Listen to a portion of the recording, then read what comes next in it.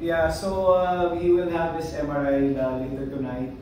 I think based on what he told us, he felt a pop when he got hit. Again, it's accidental. You know, it could happen to anybody. But at this point, we just hope that he's gonna be okay.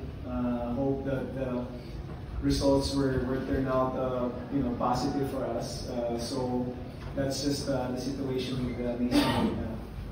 Coach, that spot here. Yeah, I think he got hit on the knee, and so he wasn't expecting it. But again, those things really happen. You know, what we're hoping right now is for a positive result on this checkup. Coach, given the circumstances you said that you'll have to go through this season a lot more harder than you did in the past seasons, how is the resiliency of the team as of the moment, and how will you brave through this storm na sinabi mo? Well, we talk about trust. You know, trust is not earned; it's given. It has to be earned.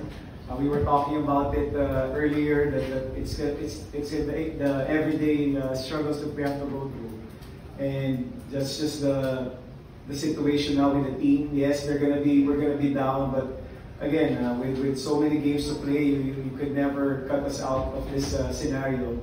So what's important for us is our focus is in the next 2 days. We're gonna play a team that's playing well in UE. You know, so that's the only priority that we have right now.